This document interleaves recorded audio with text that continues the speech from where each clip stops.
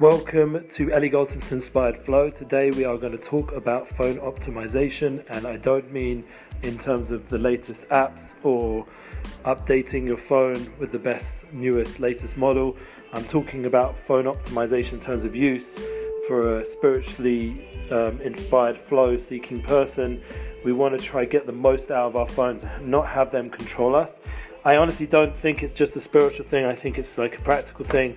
Someone wants to have a balanced, successful life. They're going to have to figure out what to do with this technology that's, predominant now. We have different ways of measuring how long we are on the phone, and iPhone now sends you a weekly report, and it's actually shocking how many hours a day. I mean, personally, I'm working on it. I have my excuse of work and everything else, but in reality it's quite shocking. We thank God we do have our laptops and everything, and also our PCs, and also our iPads and all that kind of stuff, so that even other ways that we're attached to our phones. But the point is, as time goes on, we have to have some sort of strategy and plan so it doesn't take over our whole life and day. And I know personally this is something which is going to make a big change in my life if I get this right. So thank God from the beginning, when I started getting back online and I was involved with students and fundraising and all that good stuff, I had the opportunity to work on a lot of different projects which involved spiritual purposes, like in terms of fundraising for young kids who couldn't afford their bar mitzvahs and other such good ideas, and food packages for poor people and things like this. It was very meaningful. So obviously all the different internet use was in that direction in terms of meaningful projects, building a network to help with those projects, and wasn't in order to take away from my daily spiritual focus.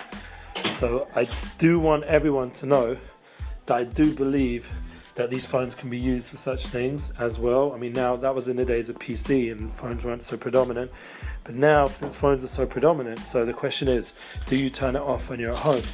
My new thing is now to put it on airplane mode as soon as I have got home and starting to relax. And all my phones, I have 3 right now. I'm hopefully getting rid of one because I'm downsizing one of my projects, and hopefully by the end of this week. So I only have 2 phones, which for me is, thank God, an exciting prospect.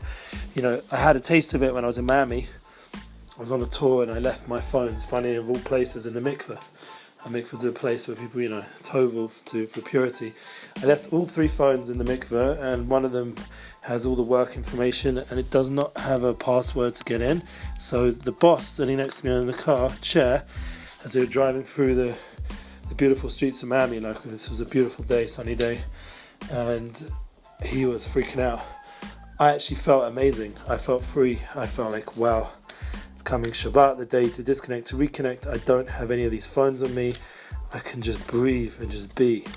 And that feeling of freedom that I felt that moment was really uplifting, and that's something which I really want to try taking me every day at the end of the day, to turn off all the phones, and maybe even, if I can manage it, but to do it even maybe one time during the day, just to have that freedom. So that's a big point of disconnect to reconnect, to just be able to turn it off, to put it on airplane mode, to just not be available certain times, and use those times to recollect yourself. The other thing I want to discuss is, now when you're on the phones, what are you doing? So like I said, all those years I was working on positive projects, but another thing I did, I put into place that all the emails I'd receive, on a daily level, the constant flow of emails into my email box, would also include updates from good places, meaning I have a learning schedule that I do every day, and it comes into my email box. That is an amazing inspirational tool that the phone gives, that I'm every day, without fail. And then when it's Erev Shabbos, which is Friday, and I'm about to disconnect to reconnect, I'm turning off all my phones in the afternoon, which is the best time just to disconnect, just before that, I get a bunch of emails for the 2 days. So then every single day I'm doing double on Friday. I'm learning something. Either for me personally, it's a holy book called the Tanya, and I'm doing say Tehillim, and I have other things I do on there. Like I have different words of inspiration and quotes and that come in daily, and some articles that come in weekly that I read, and some what we call Divrei Torah, like spiritual words of encouragement about the weekly Parsha, the weekly Sedra from the Torah, all these different spiritual things. Plus then I get all my podcast updates and all my Torah Anytime updates, which are different audio avenues of tapping into inspiration weekly and daily. And then there's all the friends and different people that I'm connected with and follow. Now we have WhatsApp. WhatsApp is massive now for me with the groups that I get updated daily from one of my favorite people, Gedalia Fenster. I've been mentioning him a bunch of times. So he's an amazing, inspirational guy. That's who we were with on that day in Miami, and he actually hooked me up to make sure I'd get all the phones, and it worked out fine. That's one of his talents. He's able to do stuff like that, and it was just amazing step forward that I was able to meet someone like that who's able on a daily level to put out WhatsApp talks, and they're not just small like 2-minute blurbs or whatever. They're like a whole hour or more of different talks and inspirations. He just did a Q&A. It was very impressive, and that's been really helpful. The WhatsApp now, that's like the new place where I get most of my inspiration. YouTube was a massive source of inspiration, working many years in corporate and other things, and I was sitting at work and sometimes very mundane technical stuff, so I was just processing things. So I'd have like a class on WhatsApp. I would use that. It was very helpful for many years, and it still once in a while is a useful app. But I do feel like podcasts and audio apps are much more helpful nowadays, just because of the things we're doing, and the more visual stuff is not so likely to be accessible just based on the time realities.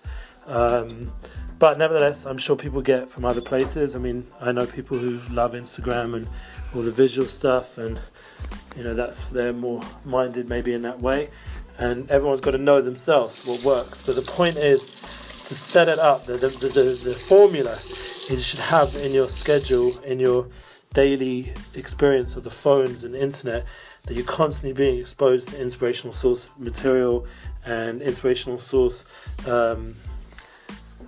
topics and things that are developing you as a person. It's always growth mindset, always heading you. Like, I'm a big fan of Tom Bilyeu and Tim Ferriss and Lewis Howes and Tony Robbins and all these guys. I'm connected to all their podcasts, and Brene Brown doesn't really have that much, but Oprah and there's someone called Joe Martin. There's a long list. If you want the list, I've got it. All the different people I've listened to and give me that encouragement to go ahead in a more inspired, focused way. And as a Jewish person, I have all my Rabbonim, which I can go through a long list. I mentioned one or two here. But the point is, it's always in a developmental level. So I've gone on a long time. I have to get off now, and we'll continue this. There's all the ideas of what to avoid, and I think this is going to be an important step forward for anyone who wants to optimize their phone in the inspired flow way. Have a good one.